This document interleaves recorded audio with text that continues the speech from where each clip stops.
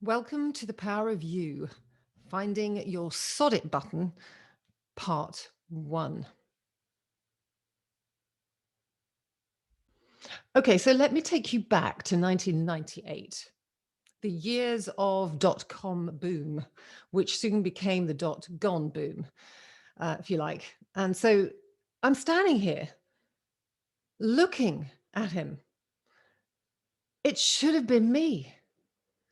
It should have been me up there. Oh my gosh, it should have been me. He's standing there winning the biggest piece of business that the company had ever won. And I am gutted, not for him, mind you, but for me. Why? Well, 3 months previous that we were asked as a team, 7 of us, who would like to pitch for this piece of business, the biggest deal ever. And you know what I did? I hesitated. I hesitated. And in that moment of hesitation, the CDs, what I call them, the creeping doubts came flooding in and just hijacked my brain somehow and filled me with doubt. And those questions in my head of am I ready? Could I do this? Have I got what it takes? What if I screw up royally? What if I bomb and I mess up and really embarrass the company, embarrass myself? What if? And in those few seconds, and it was just a few seconds of hesitation, do you know what happened? Also, Ian put his hand up. So I'll pitch for it. And there he is, winning the piece of business. And you know what? That hesitation, those few seconds of hesitation cost me. Just a few, 3 seconds, in fact, cost me £20,000 worth of commission every month for 12 months. Now, I probably did swear then, but I swore to myself, I made a commitment to myself that I would never, ever hesitate again, that I would follow my instincts, and that I would not miss opportunities. Now, do I still hesitate? Yes, of course I do, plenty, but not so much. Do I still miss opportunities? Yes, of course I do, but not so many, because I have found a way of pushing through my fears, of listening to my instincts, of taking action. I found a way, and I'm going to teach you how to do the same, whether it's procrastination, hesitation, whatever it is. Because my question to you is, what is your hesitation costing you? How many opportunities have you missed yourself? And it may not be financial. It may be opportunities to just stand on stage or grab something that you've always wanted to do that's holding you back because you have let those creeping doubts, the CDs, come in. So what actually changed? Okay, so I'll tell you what changed. I stopped second guessing myself. I stopped overthinking. Relate? I decided that when the instinct comes or the idea presents itself, to act, to move. And without thinking, I had been using, I realized, a metacognition tool, albeit unconsciously, to push myself to not listen anymore to my head, to my excuses, but to trust my instincts, to make those heart first decisions. Because we've got to stop listening to how we feel. Your feelings are going to stop you from achieving anything that you really need to. And it wasn't really until I hit rock bottom and had a breakdown that I finally discovered this formula for real. And I'm going to share it with you today and over the coming sessions around the Sodit button to really become your own catalyst for change, to change anything, including your mind. Now, it was inspired originally by Mel Robbins with her 5-second rule, but for some reason, it actually didn't work as well as when I created the power of 3. I could talk myself out of anything in just 5 seconds, but 3, well, that was a different matter. Now I'm going to to introduce you to those of you who haven't come across this with me before. I'm going to introduce you to this formula to show you how it can work for you. And for those who have heard me speak about it before, the power of three, I'm going to walk you through this formula to show you how you can also benefit from it. So breakthrough procrastination is a big one. Grabbing opportunities, pushing yourself to speak up, step up. But I also needed to become a master at tuning into my instincts. It's so easy to look back after the event, isn't it, and say, I shoulda, woulda, coulda. You know it. Your fears and your feelings have taken over. You know what I mean. Yeah.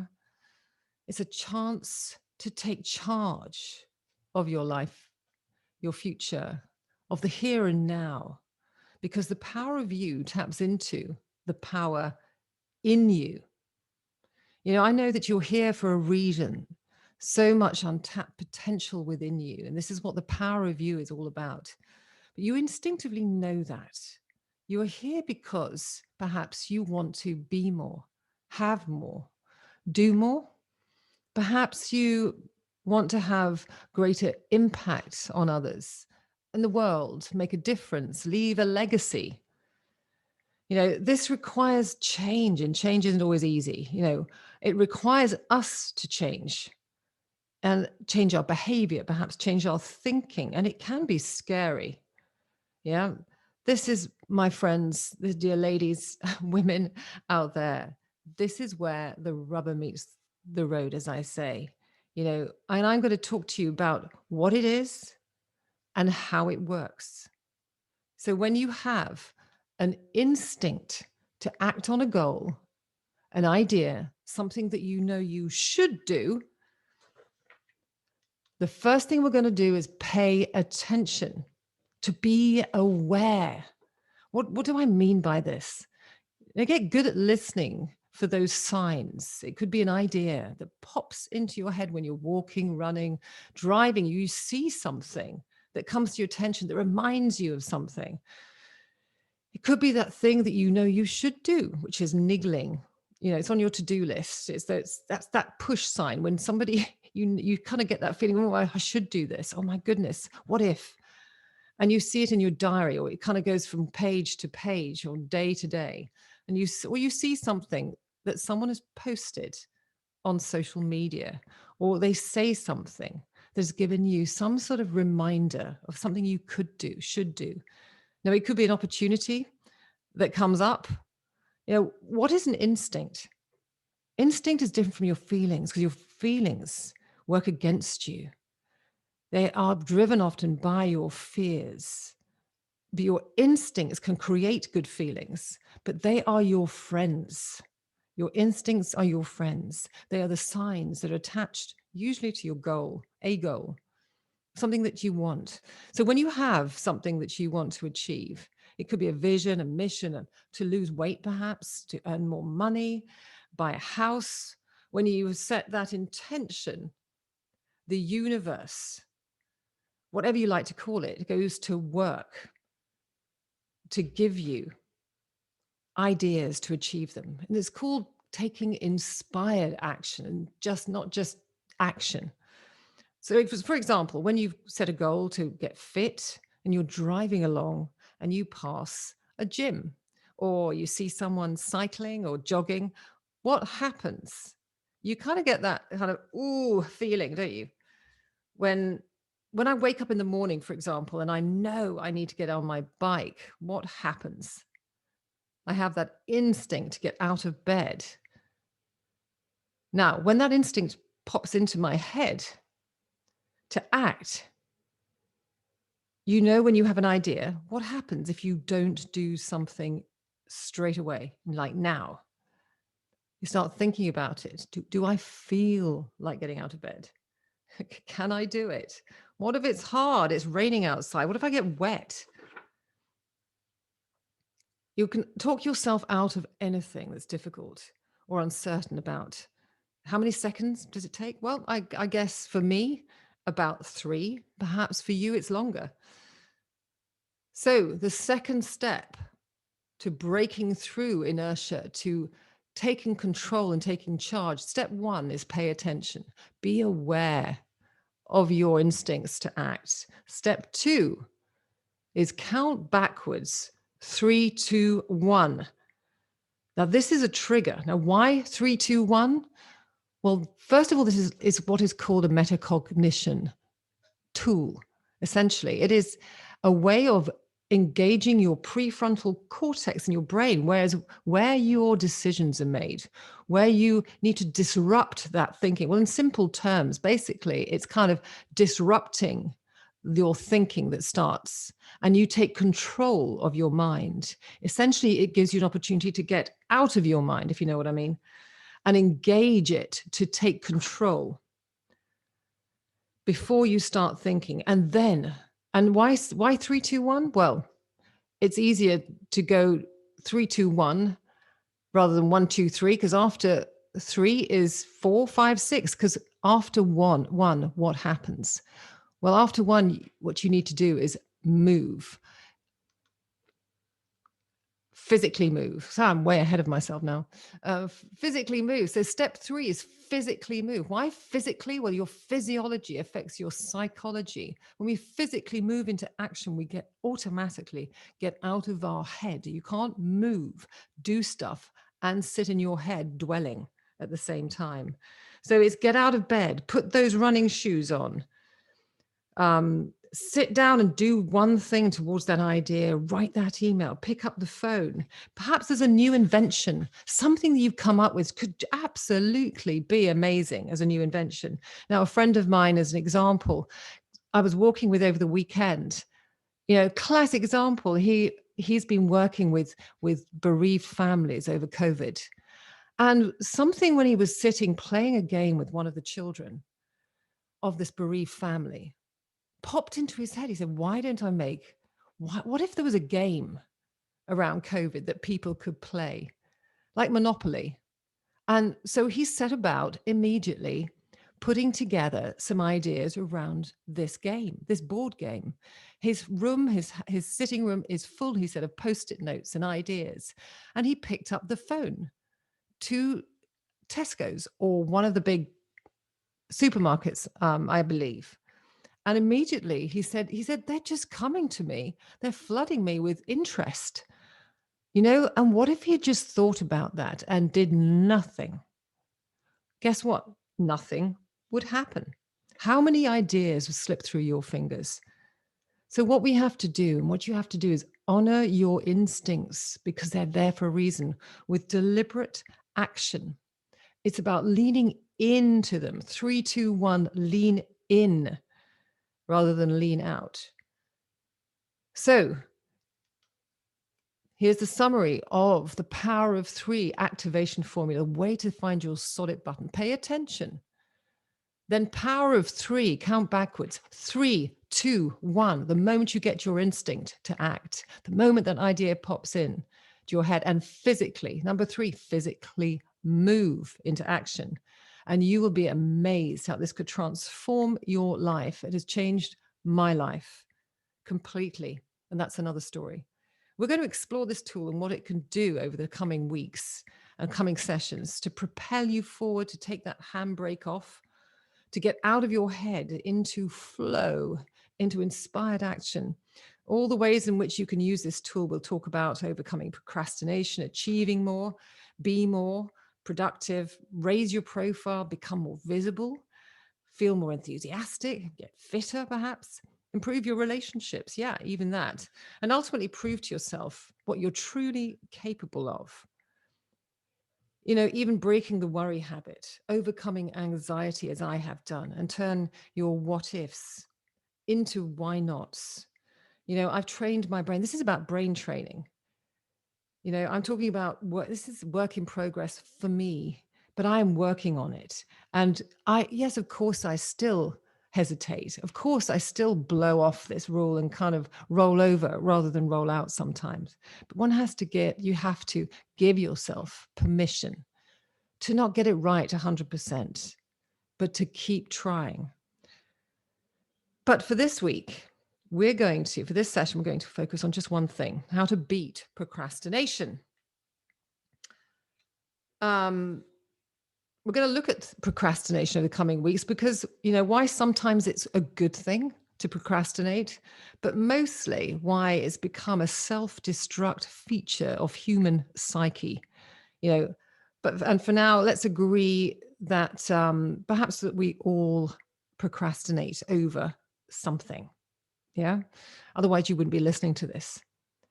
And we just need to find sometimes the courage. Why does it take courage to act? And sometimes the littlest things, the smallest things can give us the biggest stress. I don't know, what do you do when you kind of know that you have to get on with a task? Maybe it's just a small thing. You're giving yourself such a hard time. But it's only this. If only I could just get on and do it. And yet, you know what my stress reliever is putting on Graham Norton shows on YouTube, just to zone out for a while. But it's still, the task is there to be done. Fear of anything, we avoid it. And what is the point if you've got ideas locked inside of you? Things you do, they're no good locked inside of you. You've got to put them to the test. Like anything good or bad, we are where we are due to the choices we have made and habits we have created. And this is your Sodit button. And we're going to create this bias towards action.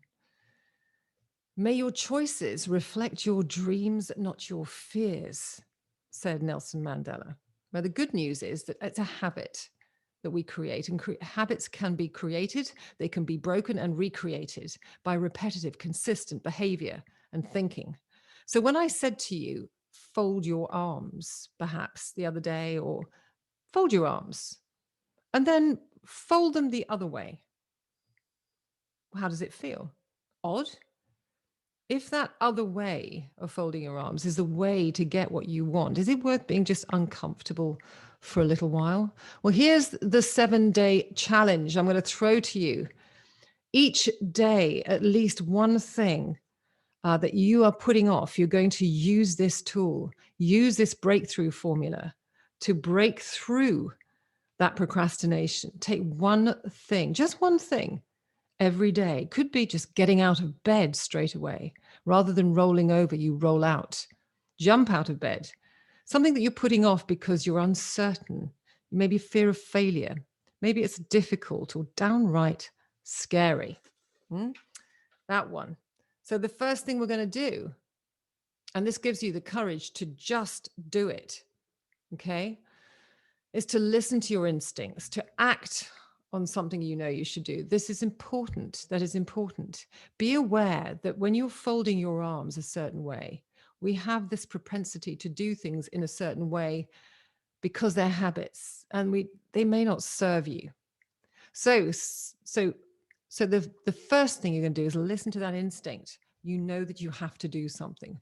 You've got a task to achieve. It's on your to-do list, perhaps. As soon as you have that instinct, that thought, what did we say? Going straight back to this, pay attention.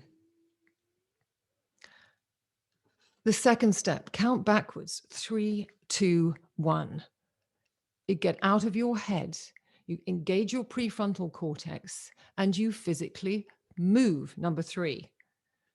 Okay? It takes courage sometimes. It does. Here's the thing, that when you have an awareness, an idea, that nudge is the push moment. Yeah, you're probably going to resist slightly. You may think, oh, do I want to? You've got 3 seconds to get out of your head into action before your brain will kill it. Okay? So this is about finding Sodit. I'm going to do it. Men have more of a Sodit button than women generally. Yeah. And you don't have to feel like it. Do I feel like getting out of bed? Do I feel like not eating that chicken? Do I feel like eating something healthy?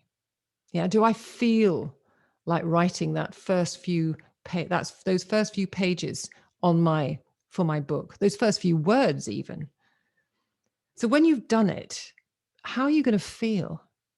You're going to feel liberated, feel in charge. You've proved to yourself that you can take charge. You can do more than you think. And you can start to build what we call authentic pride. Yeah, knowing that you have the capacity to take charge of your life. Yeah, and build real confidence. What do I mean by real confidence?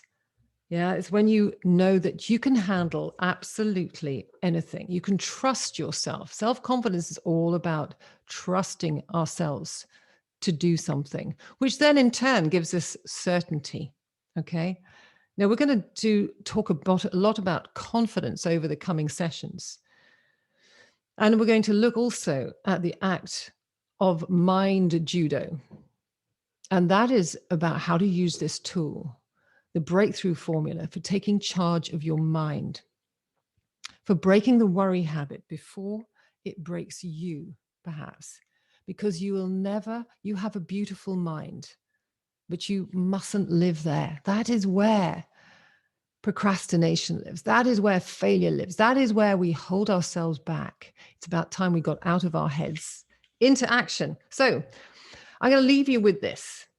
All right. So the final thing I'd say is you'll never regret the opportunities that you do take, but you will nearly always regret the opportunities that you don't take. So my suggestion to you is 3, 2, 1, move.